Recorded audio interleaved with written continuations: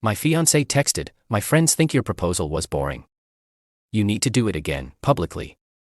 I texted back, "Good idea." What I did publicly was not what she expected. The Facebook post had 10,000 reactions in an hour. Original post: I 32 male proposed to Jessica 29 3 months ago. We'd been together 4 years, lived together for 2. I thought I did it right. Sunset at the state park where we had our first kiss, just the 2 of us. Her grandmother's diamond reset in a custom setting she'd admired months earlier. She cried, said yes, we were both so happy. Or so I thought. Last Tuesday, I got this text while at work. "Jessica, been talking with the girls. They all think your proposal was super boring and private. Nobody even saw it. You need to do it again, properly this time. Publicly. Make it special." Rachel's boyfriend did a flash mob. Megan got proposed to at a baseball game on the Jumbotron. I deserve that too. I stared at my phone for a solid minute. Boring. The place where we first kissed was boring. The ring I spent 4 months designing was boring. Me, you want me to propose again, in public? Yes, this weekend at the farmer's market would be perfect. All my friends will randomly be there. Make it memorable. Good idea. Really? OMG, yes. Saturday 11 a.m. Don't disappoint me. I put my phone down and made a decision. She wanted public. She wanted memorable. She'd get it. Spent Tuesday night going through 4 years of receipts, screenshots, and memories. Wednesday, I typed up something special. Thursday, I called off the engagement officially. Just hadn't told her yet. Friday, I prepared my public spectacular. Saturday morning, Jessica was practically vibrating with excitement. Full makeup, new dress, fresh manicure. Her whole squad was obviously in on it. I saw at least 6 of them, casually, shopping near the market's main plaza. At 11 a.m. sharp, I stood up on the fountain edge. Jessica's face lit up. Her friend started recording. "Excuse me, everyone," I called out. "I have something important to share." The crowd gathered. Jessica was beaming, hands over her mouth, in practice surprise. 3 months ago, I proposed to this woman in private, at the place where we first kissed. Apparently, that wasn't good enough because it wasn't public entertainment for her social media. Jessica's smile froze. She demanded I do it again. Publicly. So here we are. I pulled out my phone. I'd like to read something I posted on Facebook this morning. It already has 10,000 reactions. Her face went white. Title: Why I'm Ending My Engagement, a Public Service Announcement. I read clearly, projecting my voice. 3 months ago, I proposed to Jessica privately. This week, she called it boring and demanded a public redo for social media content. So let me be public about this. The crowd was dead silent. Jessica tried to grab my arm. I stepped back and continued. During our 4 years together, I paid her student loans, $31,000. I covered rent when she quit 3 jobs to find herself, 16 months total. I funded her failed MLM ventures, approximately $8,000 lost. I canceled a job opportunity abroad because she threatened to harm herself if I left. I discovered last month she's been telling people I'm controlling for wanting a prenup. People were pulling out their phones now. Jessica's friends were backing away. But the real kicker. 2 weeks ago, she told her sister I was marriage material, not fun material, and that she planned to keep her ex as a friend after marriage. Screenshots included in my Facebook post. Stop. Jessica screamed. You're humiliating me. You wanted public, Jessica. This is public. Oh, and the ring. I pulled out the box. Your grandmother's diamond is safe. I had it removed and will return it to your family. This ring is cubic zirconia, just like this relationship. Fake shiny nonsense for show. I tossed the box at her feet. To everyone watching, documentation of everything I've said is on my Facebook. To Jessica's friends recording this, hope it goes viral. And Jessica. You wanted memorable. Is this memorable enough? I walked away. Behind me, I heard her shrieking, her friends trying to calm her down, and at least one person slow clapping. By the time I got home, the video was already on TikTok. Update 1, 3 days later. Holy crap, this exploded. The farmer's market video has 2.8 million views on TikTok. Someone edited it with that oh no audio, and it's everywhere. But the entitlement train hasn't stopped. It's accelerated. Sunday morning, day after the market incident, I woke up to 47 missed calls. Not from Jessica, from her mom Patricia. This woman has always been intense. Finally answered on call 48. How dare you humiliate my daughter like that?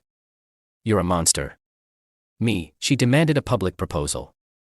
I gave her a public response. She deserves an apology and the real ring back. That was a family heirloom. The stone was. It's been removed, and I'll return it to your family. The setting I paid for stays with me. You're legally required to give it back. It's an engagement ring. The engagement she effectively ended when she called it boring and demanded a performance. I'm done discussing this. We're suing you for emotional distress and defamation. Everything I said was true and documented. Good luck with that. Hung up. But Patricia wasn't done. Within hours, she'd started a smear campaign on Facebook, posted in every local community group about how I was abusive and stole from her daughter. The problem? People had seen the video. The comments weren't going her way. Ma'am, your daughter sounds entitled AF. He paid her student loans, and she called him boring. Team Fountain Guy. Then came Monday. I get to work and HR wants to see me. My stomach dropped. Apparently, Jessica had called claiming I was creating a hostile work environment. Because we'd met at a company event 4 years ago. She demanded they fire me. HR lady looked tired. Look, we've seen the video. We've seen your documentation. She doesn't even work here. We just need to document that we spoke to you. Don't do anything on company time or property. That's it. But the real kicker came Tuesday morning. Jessica showed up at my apartment with 3 friends and her brother Kevin. 25M thinks he's tough because he goes to the gym. I watched through my Ring camera as they pounded on the door. Jessica, open up. I know you're in there. We need to talk. Yeah, bro. Be a man and face her. I called through the speaker. You're on private property.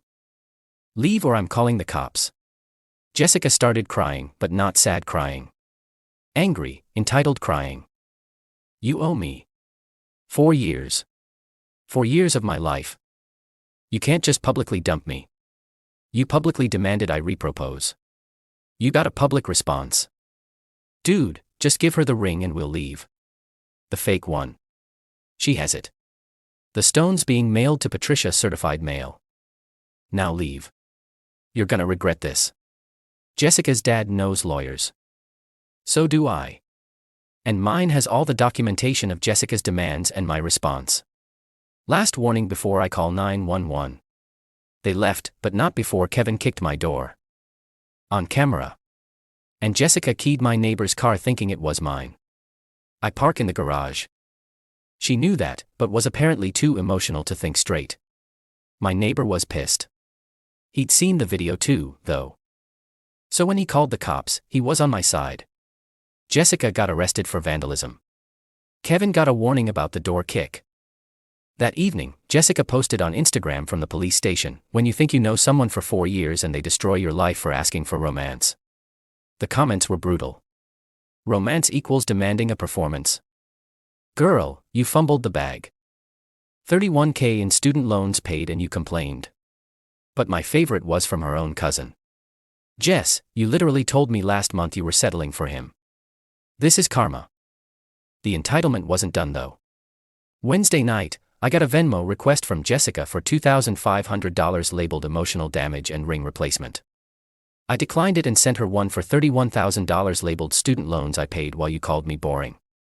She blocked me. Finally. Update 2, 1 week later. The circus continues. This week has been absolutely insane and Jessica's entitlement has reached heights I didn't think possible. Thursday, Jessica's dad Robert called me. Unlike Patricia's screaming, he was calm. Too calm. Son, let's be reasonable here. You've made your point. The internet's had its fun. Now, let's discuss making this right. There's nothing to discuss, Robert. Here's what's going to happen. You're going to publicly apologize, say it was a misunderstanding, and we'll all move forward. Jessica will consider taking you back. I actually laughed. She'll consider taking me back. After calling my proposal boring and demanding a circus performance. She's young. She made a mistake. You publicly humiliated her. That's abuse. No, Robert. Abuse was her threatening self-harm when I got a job offer. Abuse was her isolating me from friends she didn't approve of. Posting the truth isn't abuse. I've invested a lot in Jessica's future. Her wedding was supposed to be significant for my business connections. And there it was, the real issue. Jessica had apparently promised some big society wedding to boost Daddy's networking. Robert, I'm prepared to offer you $50,000 to take her back and do this properly. Are you trying to buy me? Robert, I'm trying to solve a problem. My daughter's reputation affects my business. Should have raised her better then. Goodbye, Robert. But Friday was when things went nuclear. I woke up to my LinkedIn flooded with connection requests and messages. Jessica had made a TikTok crying about how she was now unemployable because of the viral humiliation. She claimed I'd destroyed her career prospects and was financially abusing her by not continuing to support her. The problem? She'd never really had a career. In 4 years, she'd had 6 jobs, quitting each one for various reasons. Boss was mean, asked her to show up on time. Work was toxic. They expected her to actually work. Environment was hostile. They didn't appreciate her Instagram breaks. But her video went viral too, and not in the way she hoped. People found her other social media, her Instagram full of luxury goods that I'd paid for. Her tweets about manifest your dream life, queens, and never settle for less than you deserve. The TikTok from 2 months ago where she bragged about getting me to pay for her best friend's bachelorette party in Miami because he doesn't know how to say no to me, LOL. Someone made a compilation video. It got 5 million views. Saturday morning, plot twist. Kevin showed up alone. No pounding on the door this time. Just knocked normally. Dude, can we talk? Like actually talk. I opened the door, but didn't let him in. What do you want, Kevin? He looked uncomfortable. Look, I'm sorry about the door and about everything. I didn't know the full story. And now you do. Jess has been living with our parents since you split. It's been educational. She demanded Mom make her breakfast this morning because she was too traumatized to cook. Then threw a fit because the eggs were scrambled, not poached. I said nothing. Kevin continued. She's been saying you're abusive and controlling.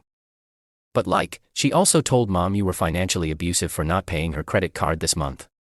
The one you never agreed to pay. That she maxed out after you split. Sounds about right. She's also been texting her ex, Brad, telling him you were psycho jealous of him and that's why you humiliated her. Brad screenshotted them and posted them. He's married now and his wife wasn't happy about Jessica calling him at 2 a.m. crying about being available again. Why are you telling me this? Kevin sighed. Because my family's insane and you deserve to know you did the right thing. Also, Jess is planning something. She's been on the phone with some image consultant about fixing her narrative. Just watch out. Sunday, I found out what that meant. Jessica did a podcast interview with some relationship guru who runs a Queens supporting Queens platform. The entire thing was about surviving narcissistic abuse and recognizing financial manipulation in relationships. She actually said with a straight face that paying her student loans was a form of control because it made her dependent on me. The proposal was designed to isolate her from her support system and the public breakup was typical narcissistic rage. Because she'd started standing up for herself. The podcast host ate it up. So brave. So strong. You're an inspiration to women everywhere. Then came the real grift. Jessica announced she was writing a tell-all memoir called Boring Men, Broken Dreams. My journey from public humiliation to empowerment. She was taking pre-orders at $49.99, promising to expose the dark truth about our relationship and share never-before-seen evidence of my supposed abuse. She set up a whole website with her crying farmer's market photo as the header. The pre-order page had testimonials from her friends about how brave and inspiring she was. Patricia even wrote one calling me a master manipulator who used money to control an innocent young woman. Within hours the internet investigators went to work.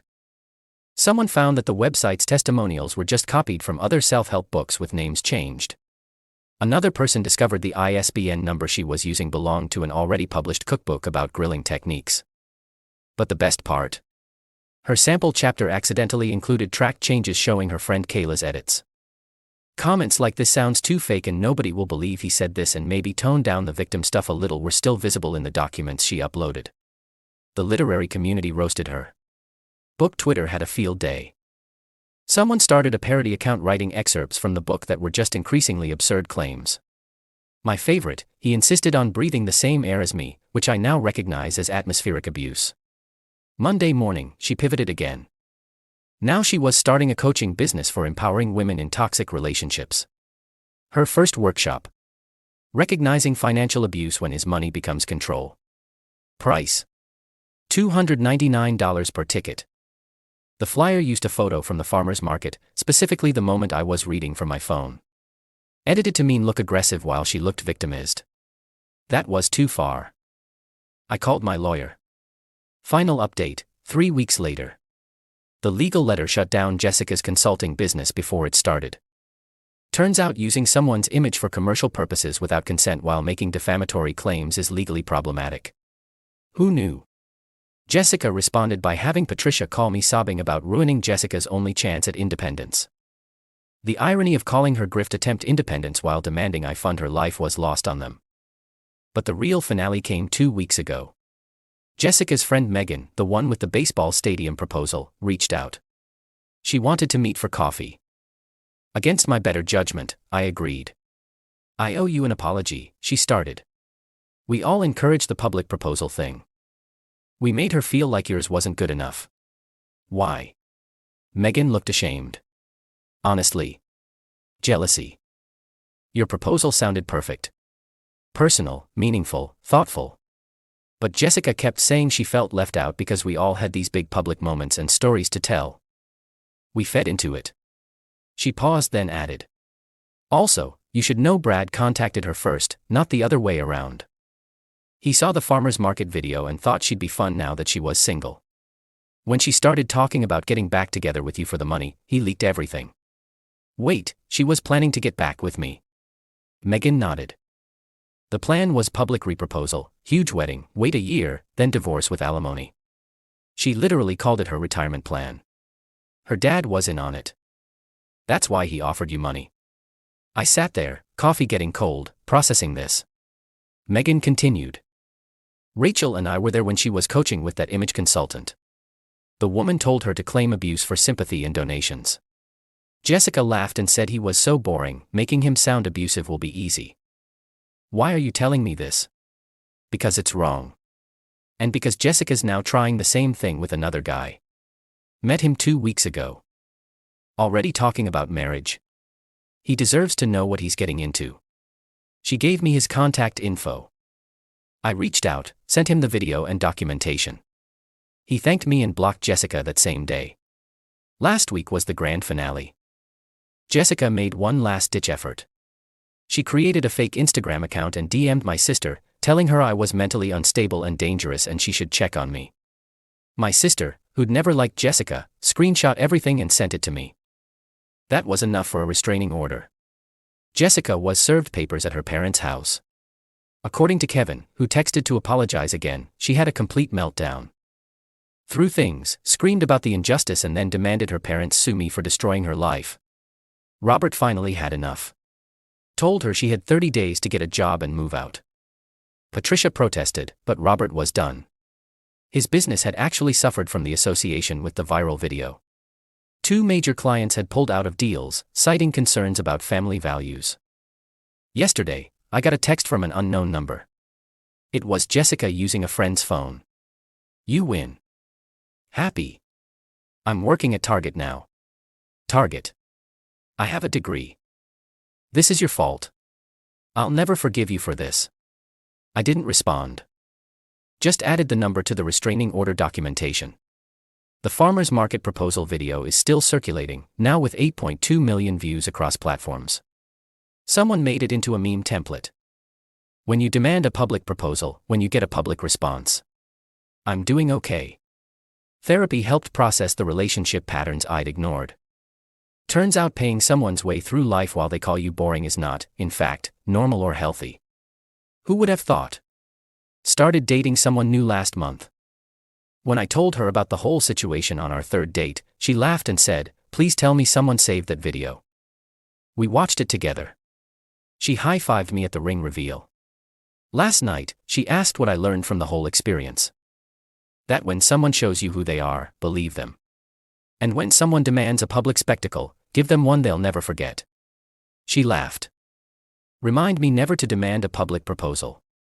Deal. But just so you know, I'm never proposing again. Next girlfriend gets a discussion about maybe going to City Hall. Sounds perfect. Boring, but perfect. We both laughed. Boring never sounded so good. Oh, and Robert's business.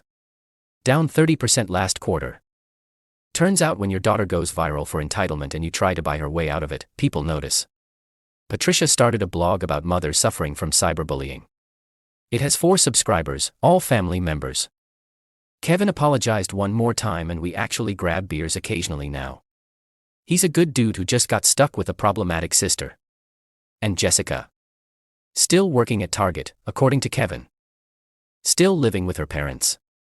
Still posting inspirational quotes about rising from the ashes and queens recognizing their worth. Still single. Funny how that works out.